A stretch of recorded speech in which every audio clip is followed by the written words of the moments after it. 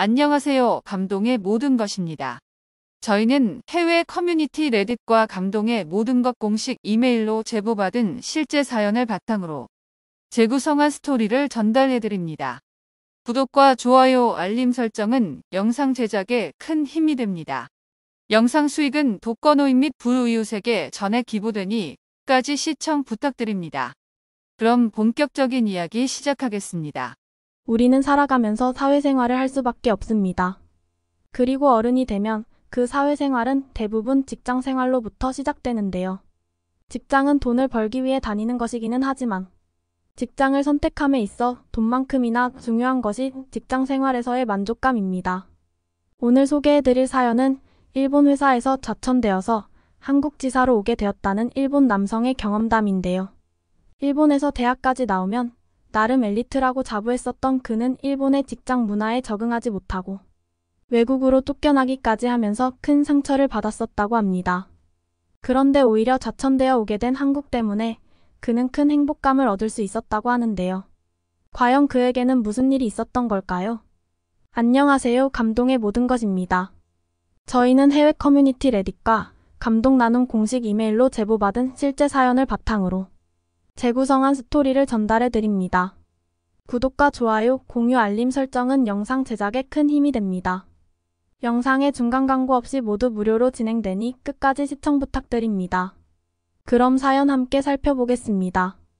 카자흐스탄 여성의 사연입니다. 안녕하세요. 일본에서 회사 생활을 하다가 한국 지사로 발령나는 바람에 한국 생활을 하고 있는 카자흐스탄 슈미르입니다. 어느새 눈 뜨고 보니 한국에서 10년 넘게 살게 되면서 거의 절반은 한국인이 되어버렸어요. 과거에 전 아마 지금쯤 제가 일본에서 사업을 하고 있으리라 생각하고 있겠죠. 저는 일본에 다신 발 디디기도 싫은데 말이에요. 이런 걸 보면 인생 참 어떻게 될지 모르는 것 같네요. 저는 카자흐스탄에서 태어났지만 일본에서 유학 생활을 했습니다. 그리고 그곳에서 대학교를 졸업했죠. 당연히 취직까지 일본에서 할 생각이었고요. 왜냐하면 제 오랜 꿈 때문이었어요. 제 꿈은 거대한 일본 시장에 뛰어들어 그 시장을 개척하고 나중엔 개인 사업까지 하는 것이었죠. 부푼 꿈을 가슴에 안고 일본 회사에 들어갈 준비를 하기 시작했습니다. 당시 취업을 준비하면서 잔뜩 환상에 가득 찼던 상태였는데요. 한 선배 때문이었습니다. 그때 전 대학교에서 주최한 동문 특강을 듣게 됐는데요. 동문 특강이란 우리 학교를 졸업한 후 사회생활을 하고 있는 선배님들과 만날 수 있는 자리예요. 선배들은 그 자리에서 자기 회사 소개는 물론 취업 준비 과정에 대한 팁들을 공유해 주시죠. 취업을 준비한다면 반드시 잡아야 할 기회입니다. 마침 제가 원했던 기업에 다니고 있는 직장인 선배가 있었어요. 그 선배는 회사의 장점을 슬슬 말해주었죠. 그렇게 들어보니 그곳은 마치 천상계 회사처럼만 느껴지더군요. 야근이 없는 건 당연하고 주말 근무 역시 없는 데다가 퇴근 후 업무 연락 같은 건 전혀 하지 않는다고 했습니다. 또한 회사에 목숨 바쳐 일하는 개념이 없기 때문에 자신을 희생할 일도 없다고 했죠. 그리고 전반적으로 수평적인 조직 문화라고요. 굉장히 혹하더군요. 요즘 사람들이 단연 선호하는 기업 분위기가 바로 수평적 관계 아니겠어요. 선배는 일본이 아날로그 문화가 뿌리 깊은 국가이지만 사내 분위기는 전혀 다르다고 하면서 회사 자랑에 신이 난 모습이었습니다. 저는 그 선배의 말만 믿고 미친 듯이 취업을 준비했어요. 그리고 마침내 원하는 기업에 입사할 수 있었죠. 하지만 절망적이게도 현실은 달랐습니다. 선배의 말이 절반은 맞고 절반은 틀렸어요. 우선 회사에 목숨 바쳐 일하는 사람이 없는 건 맞습니다. 하지만 이게 그렇게 좋을까요? 전혀 그렇지 않습니다.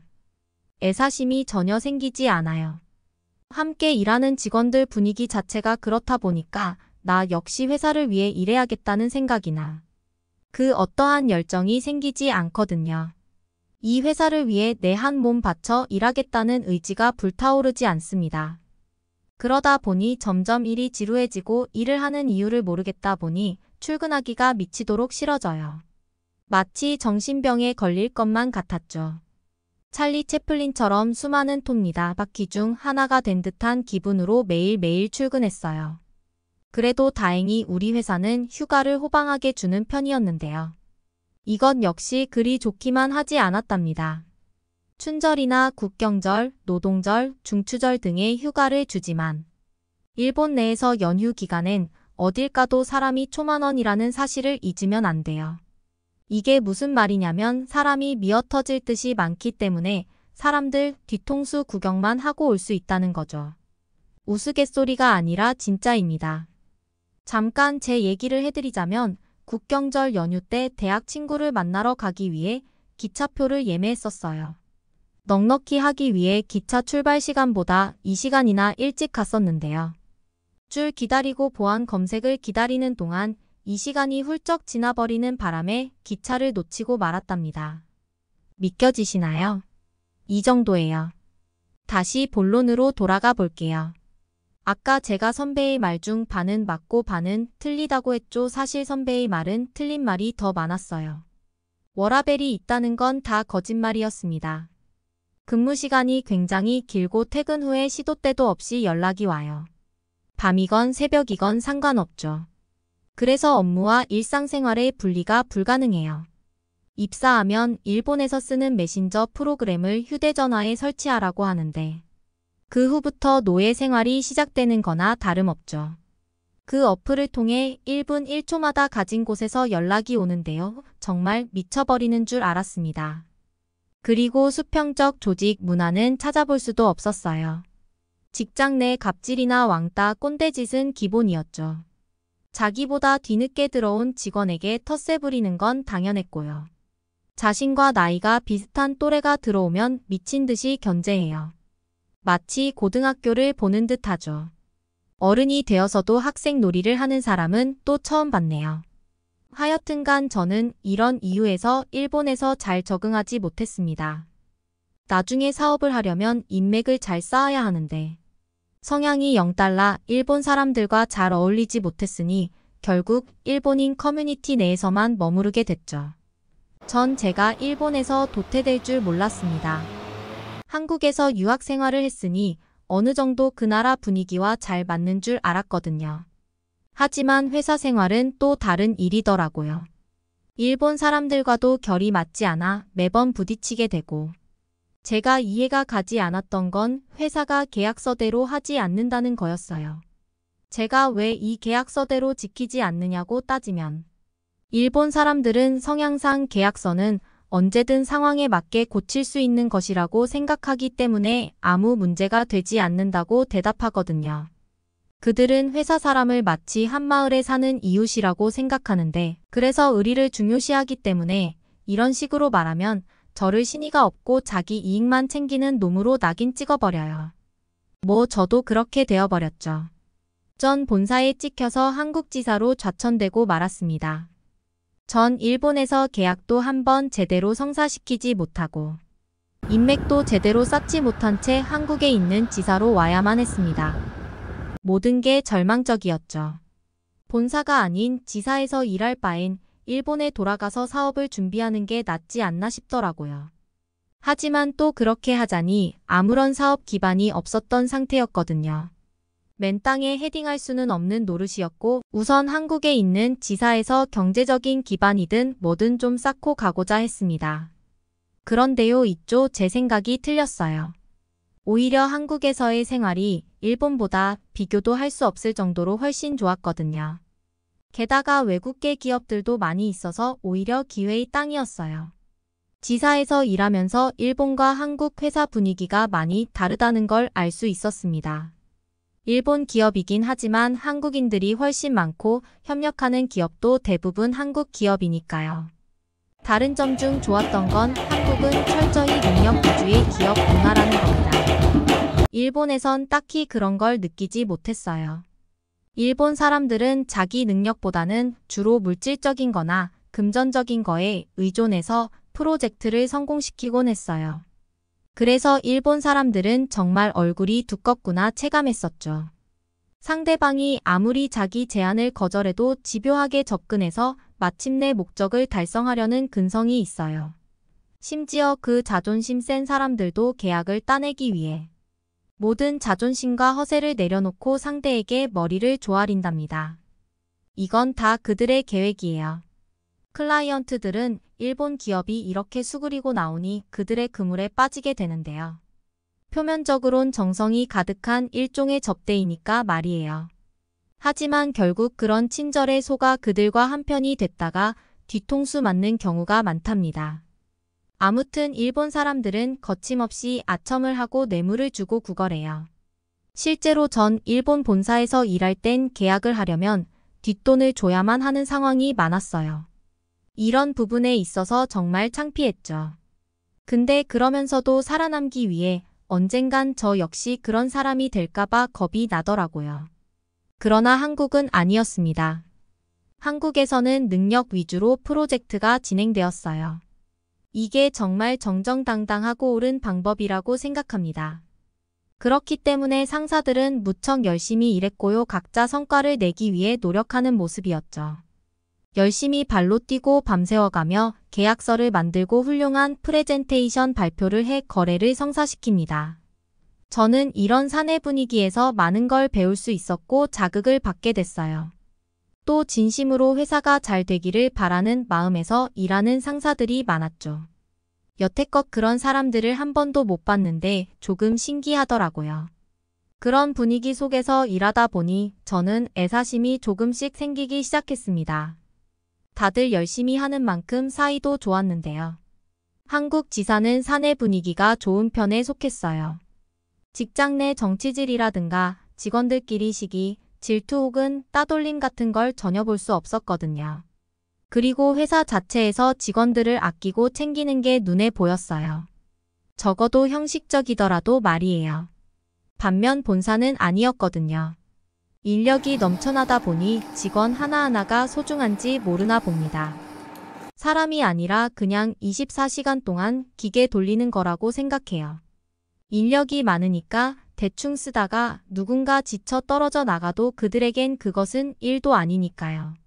다시 다른 인력을 충원하면 되죠. 그래서 일본에서 일했을 땐 같이 일하던 동료가 자주 바뀌었었습니다. 바뀌고 또 바뀌고 나중엔 그런 일이 너무 많아서 차츰 그러려니 하게 되더라고요. 이러니 사람들이 회사를 위해 일하겠다는 생각을 할 수가 없죠. 회사 자체에서 직원들을 그저 기계 부속 따위 정도로만 생각하니깐요. 전 한국에 있는 지사에 다니면서 생각이 바뀌었습니다.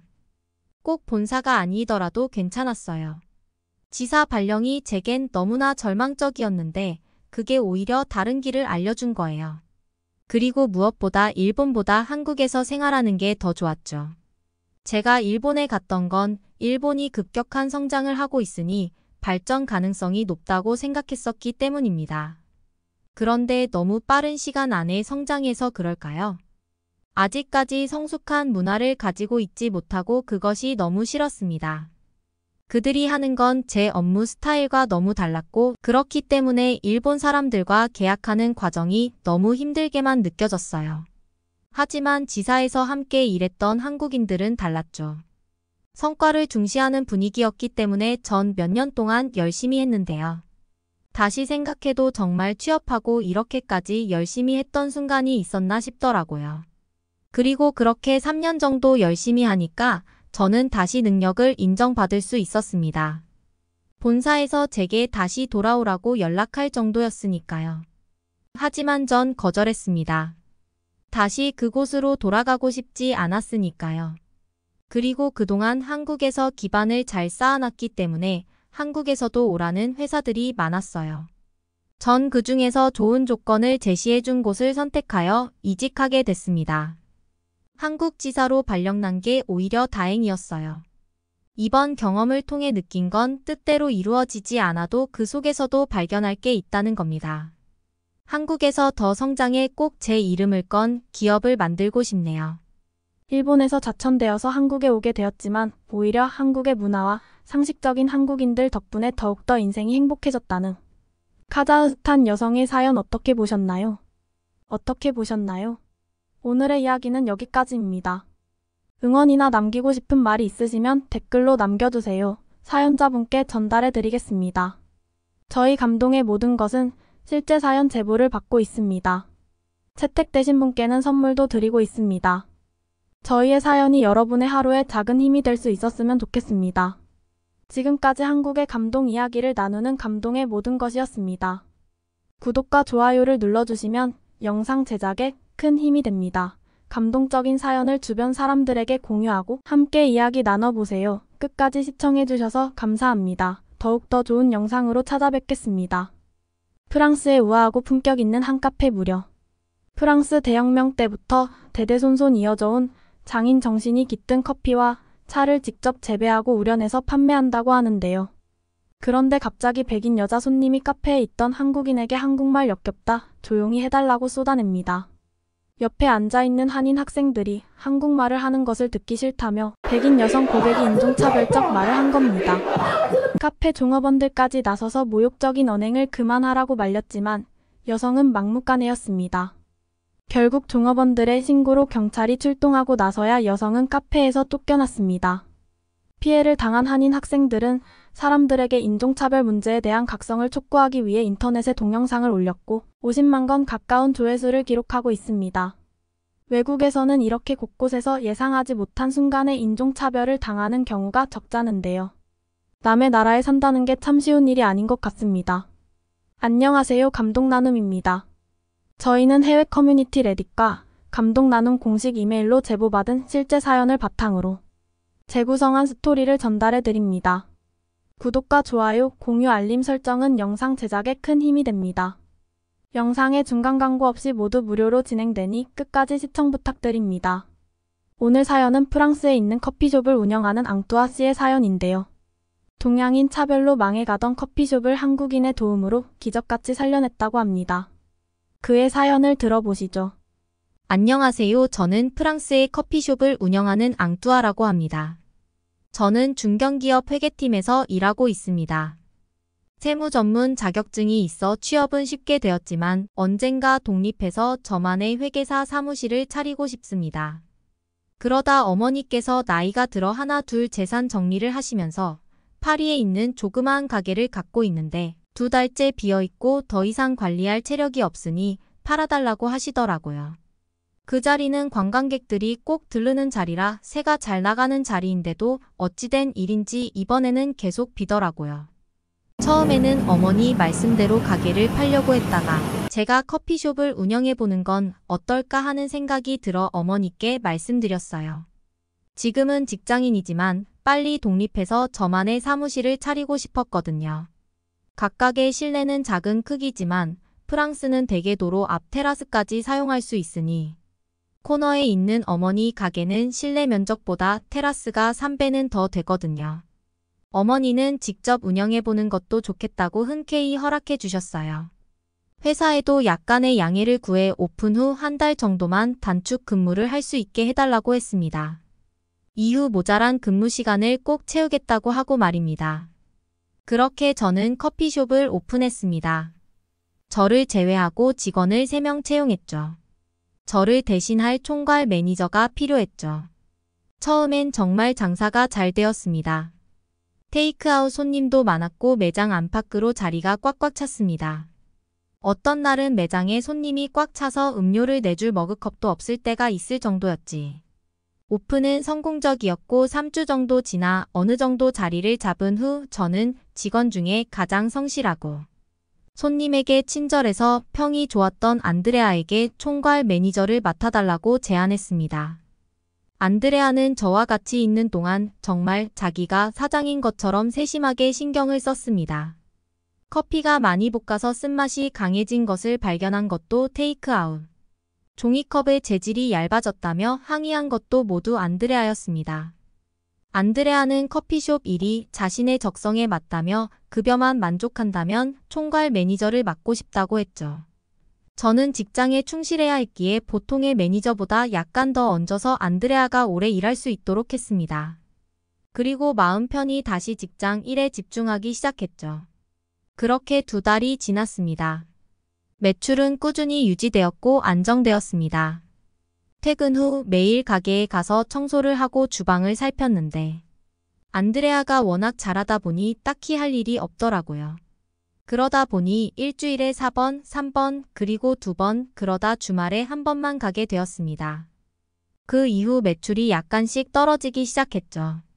가게에 사장이 있고 없고에 따라 매출이 차이 난다고는 알고 있었기 때문에 저는 그 정도면 안드레아가 잘해주고 있다고 생각했습니다. 그런데 매출이 계속 떨어지는 것 아니겠습니까? 자꾸자꾸 내려가는 거였습니다. 파리의 관광객은 계속 꾸준한데 말입니다. 안드레아는 손님들에게 최선을 다하고 있는데 경쟁업체가 너무 많이 생겨서 그런 것 같다고 했습니다. 그러면서 커피숍 건물 위층에 있는 스파게티 식당도 손님이 줄어든 것 같은데 그렇다면 경기가 안 좋은 탓일 수도 있다고 하더라고요. 별다른 대책을 세우지 않은 채 또 한 달이 흘러가는데 그땐 정말 큰일이 났습니다. 매출이 처음에 절반으로 떨어진 거였습니다. 저는 다시 회사가 끝나고 매일 가게로 출근했습니다. 비록 이 시간 정도밖에 안 되는 시간이었지만 매출이 떨어진 이유를 파악하고 싶었죠. 하지만 가게에는 손님이 아예 안 들어왔어요. 몇몇 프랑스인들이 테이크아웃만 해가고 말았습니다. 반면 건너편 커피숍에는 관광객들이 335 모여 커피를 주문하고 있었습니다. 그런 날이 반복되니 안드레아도 가게에 있는 것이 지루했던 모양입니다. 제가 퇴근하고 가게에 간 날 저는 안드레아에게 일찍 퇴근하라고 했습니다. 손님도 없으니 내가 마감하고 가겠다고 했죠. 안드레아를 보내고 저는 커피숍 여기저기를 살펴보았습니다. 벌레가 나왔나 아닌 커피 향이 작아졌나 하는 온갖 의구심이 들었습니다. 그러다 한 손님이 오셨는데 2층 스파게티 가게를 운영하는 사장님이었습니다. 사장님은 웃으면서 오랜만에 보는군 하며 반갑게 인사해 주셨죠. 저는 사장님께 스파게티 집은 장사가 잘 되냐고 여쭤보았습니다. 그런데 사장님은 답변 대신 저보고 견딜만 하냐고 되물으셨죠. 무슨 말씀인지 몰라 저는 사장님께 다시 여쭤봤더니 사장님은 저보고 설마 그 사건을 모르냐고 하시면서 어쩐지 라고 혀를 차셨습니다. 저는 사장님께 이야기를 듣고 미치는 줄 알았습니다. 제가 안드레아에게 총괄 매니저 역할을 주면서 직원 채용도 그녀의 권한으로 주었죠. 그녀는 오후 카페를 봐줄 직원 채용 공고를 냈는데 파리에 사는 브라질 출신의 프랑스인 랭시아 씨를 흑인이라는 이유로 채용을 거부했다고 합니다. 안드레아는 랭시아 씨 채용 면접을 볼 때 우리 카페의 고객들은 주로 백인인데 손님들이 흑인이 만든 커피를 좋아할 리 없을 것 같군요라고 말했다고 합니다. 그녀는 피부색으로 랭시아 씨의 바리스타 경력 9년을 일절 무시해버린 것이었죠. 화가 난 랭시아 씨는 자신의 SNS에 인종차별하는 카페 매니저에 대한 글을 올렸고 그 글은 일파만파 퍼졌습니다. 파리는 동양인 관광객이 정말 많아서 이 일이 알려지자 SNS를 보고 카페를 찾아오는 손님들은 불매운동에 나섰고 매장에 직접 항의하러 오는 동양인과 흑인도 있었다고 합니다. 그 시달림에 원래부터 일하던 직원 한 명은 일을 그만둘 정도였다고 하더라고요. 전원 알바하는 직원은 본래 오래 일을 안 하는 거라고 들어서 그냥 그 직원의 개인 사정으로 관둔 줄 알았거든요. 카페 페이스북에는 비난의 댓글이 쇄도했고 일부는 가게에 계란과 밀가루를 던지는 사진을 올리기도 했습니다. 그러고 보니 가게 주변에 이상한 글들이 붙어 있는 적이 본 기억이 났습니다. 카페 주변 전봇대에는 감히 인종차별을 하다니 대단히 고맙다고 비아냥대는 벽보가 붙어 있었죠. 안드레아를 믿은 저는 충격에 빠져서 어쩔 줄을 몰랐습니다. 내친 김에 CCTV도 보았습니다. 사장이 있고 없고에 따라 태도가 급변하는 사람이 많다는 말이 떠올랐거든요. 저는 가게를 자기 일처럼 돌보는 성실하고 고마운 안드레아를 의심하고 싶지 않았지만 안드레아의 태도도 그렇고 가게가 이 지경이 되니 확인을 하지 않을 수 없었습니다. 안드레아는 점심쯤 출근해서 아르바이트생 한 명과 함께 오후 8시까지 카페를 관리해 왔습니다. 안드레아는 평범하게 가게 일을 하고 있었습니다. 그런데 날이 지날수록 화면에 있는 안드레아는 특이한 행동을 하기 시작했습니다. 안드레아는 손님이 들어오면 냉금 달려가서 주문을 받기도 했지만 어떤 경우는 손님을 받는데도 주문 받으러 가지 않더군요. 어떤 손님은 계속 주문 받으러 오지 않으니 저희 카페 직원을 계속 쳐다보다가 본인이 직접 직원을 불렀습니다. 그러나 놀랍게도 안드레아는 손은 흔들어가며 손님을 싹 무시하더라고요. 제 눈을 의심했습니다. 대체 이게 무슨 일인가요? 하지만 또 신기한 게 어떤 손님들에겐 친절하게 주문받고 부르면 바로 달려가는 모습을 보였습니다. 안드레아가 감정 기복이 심한 정서적 문제가 있는 것은 아닐까 생각이 들었습니다. 하지만 몇 시간 CCTV를 보고 나니 저는 허망한 결론을 내렸습니다. 역시나 안드레아는 유색 인종을 싫어하는 인종차별주의자였습니다. 그녀가 주문을 안 받은 사람은 모두 동양인이거나 흑인이었던 겁니다. 저와 같이 있을 때는 그런 모습을 곧잘 숨겨왔던 거죠. 동양인 손님 흑인을 저 따위로 대하는 건 파리에서 운영하는 제 가게에선 큰 타격이었습니다. 아시아 관광객 비중이 높고 모두 SNS에 글을 보고 가게를 찾아오니까요. 특히 여행 가이드는 자국민을 무시하는 가게에 절대 관광객을 데리고 오지 않으니까요. 저의 충격은 이루 말할 수 없었습니다. 안드레아에게 느낀 배신감은 어마어마했죠. 다음 날 퇴근하고 가게에 간 저는 안드레아를 조용히 불렀습니다. 처음부터 인종차별주의자였으면 고용하지도 않았을 텐데. 아니, 같이 일하는 동안이라도 거부 반응을 보였다면 내가 조치했을 텐데. 이를 이 지경까지 끌고 왔는지 물었습니다. 성실하고 착하게만 여겼던 안드레아는 갑자기 돌변하면서 뻔뻔스러운 표정으로 프랑스에서는 원래 다 그런 거 아니냐며 매장을 잘 운영하려고 했는데 동양인과 흑인들이 너무 많았고 커피 가게 이미지가 안 좋아질까 봐 그랬다는 어처구니 없는 소리만 하는 거였습니다. 더 들을 필요도 없었던 저는 그녀에게 나가라고 소리질렀죠. 그녀는 아무렇지 않다는 듯이 짐을 들고 가버렸습니다. 당장 가게를 운영해줄 직원도 없었지만 안드레아와 더 이상 일할 수 없었습니다. 저는 가게 문을 닫고 다음 날 현수막을 주문했습니다. 직원의 잘못된 인종차별 행동에 대해 진심으로 사과한다고 적은 현수막을 걸어 놓았습니다. 훌륭한 직원이 올 때까지 휴업에 들어갔죠. 그리고 저는 다시 힘을 내어 채용 공고문을 냈습니다. 며칠 뒤 면접을 보고 싶다는 연락이 왔습니다. 저는 퇴근 후 카페에서 만나자고 했죠. 카페에 먼저 도착한 저는 좋은 직원을 만나고 싶다는 설레는 마음을 안고 테이블을 닦고 주방 청소를 시작했어요. 면접자가 곧 나타났는데 깜짝 놀랐습니다. 동양인 여학생이었거든요. 여학생은 자기는 패션을 전공하는 한국에서 온 강연주라고 하는데 사정이 생겨 반년 정도 휴학을 한다고 하더라고요. 평소 SNS의 운영에도 관심이 많아서 우리 가게의 사정을 훤히 알고 있고 직원의 잘못된 태도로 가게가 망한 것에 대해 유감을 표한다면서 자신이 6개월 정도 일할 수 있게 해달라고 했어요. 인종차별로 망한 가게에 동양인이 들어오면 반전 매력이 될 수도 있다면서요. 저는 그녀의 유쾌하고 강단 있는 성격이 정말 마음에 들었습니다. 그러면서 현정는 급여 방식보다 매출의 몇 %로 돈을 받았으면 한다는 거였어요.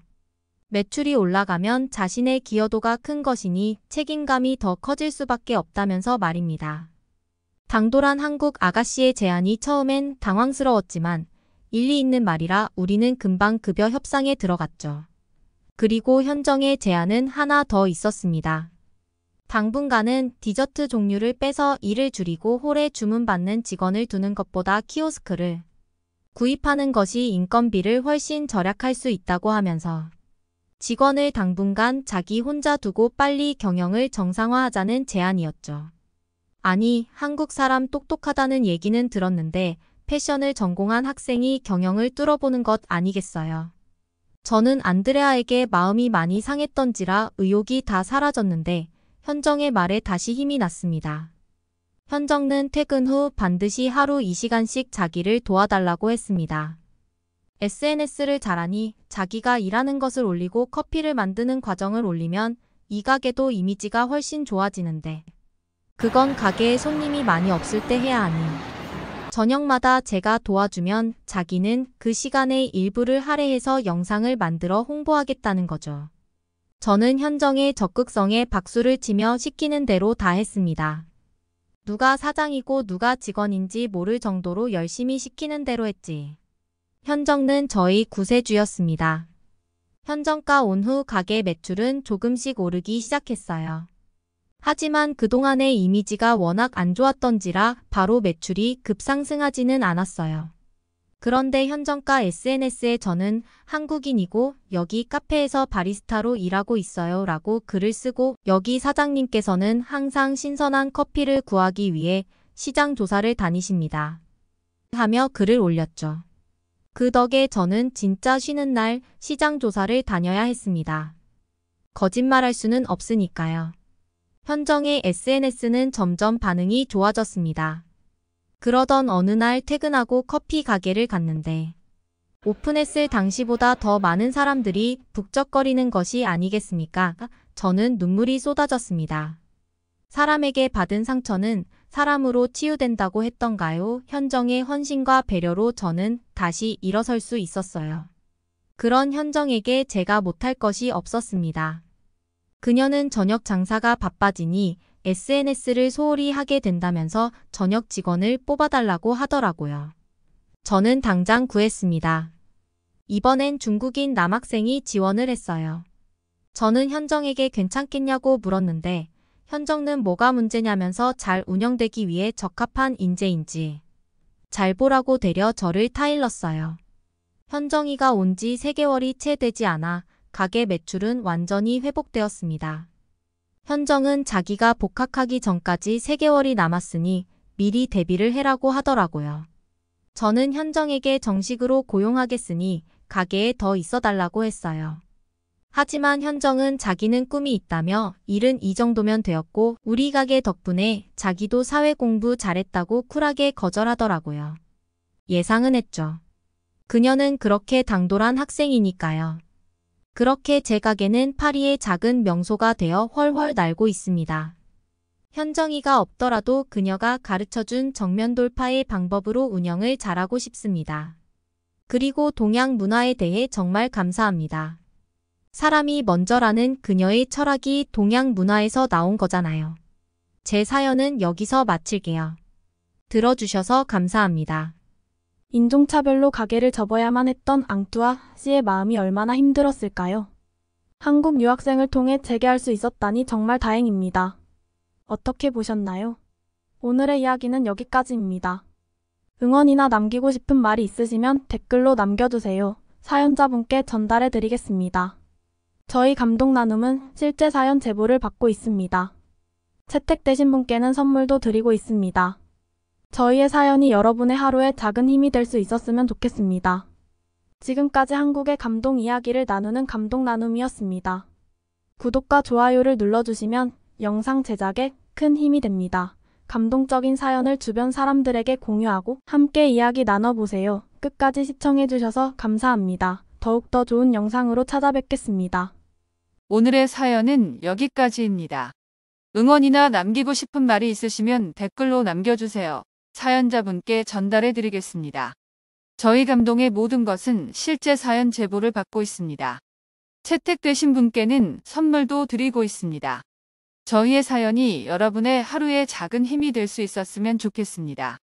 지금까지 한국의 감동적인 이야기를 전해드리는 감동의 모든 것이었습니다. 구독과 좋아요를 눌러주시면 영상 제작에 큰 힘이 됩니다. 감동적인 사연을 주변 사람들에게 공유하고 함께 이야기 나눠보세요. 끝까지 시청해주셔서 감사합니다. 더욱 더 좋은 영상으로 찾아뵙겠습니다.